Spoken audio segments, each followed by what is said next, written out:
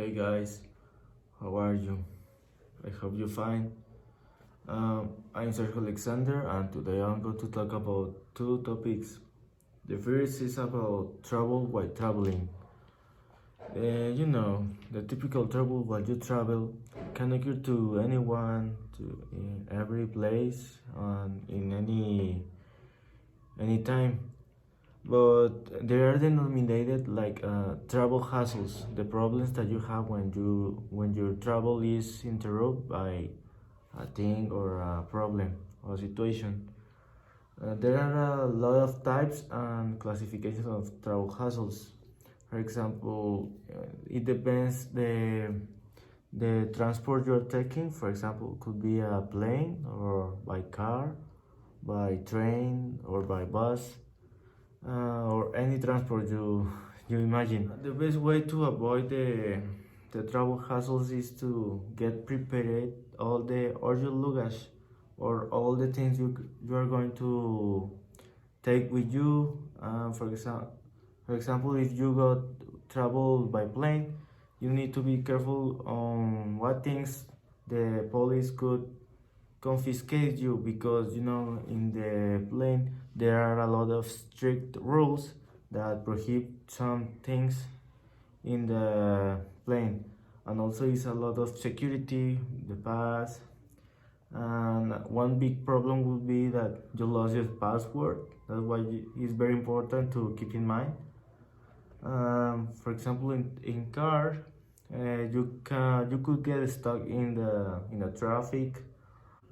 One of the worst travel hassle that you can suffer while you travel by car is that when you're using Google Maps and then your mobile data stops, and then you can use the Google Maps doesn't work, and you get lost in a city that you don't know, and those things, or you don't know the streets, or also if there are people that talk in with another language, or you don't know the rules of a city, you can get a ticket park, for example, or something like that. The next topic I'm going to talk about is about mind over matter. Mind over matter is a very common phrase that has been used by too many contexts as spiritual doctrines or maybe in philosophy. The point is that it talks about the power of suggestions, and too many people, most of the people I think, believe in superstitions.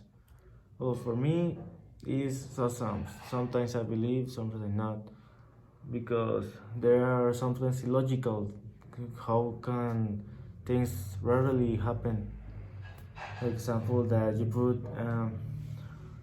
you open a umbrella inside the house, you're going to get bad luck. I don't believe in that, right? Well, there are a lot of people that does. Also, the superstitions can sometimes be real because they can force the mind of the people to change. For example, in the medicine, when they are trying to, when it's not the correct medication, and they say, oh, you're gonna be good with this medicine. Sometimes, and the most cases, the people gets better with that medicine that wasn't the medication. That's why they take advantage of that, and they prove with real medications. And also exist the effects that are placebo and or nocebo. Another thing of this topic would be the phobias. There are a lot of the types of phobias in this world, and that like 10% of the people has phobias, and it's to some specifically, like to spiders or to be close in a place or something, etc. There are a lot of phobias. The point is that there are the people that are very scared of something. Well, that will be all. Thanks for your attention. Ciao.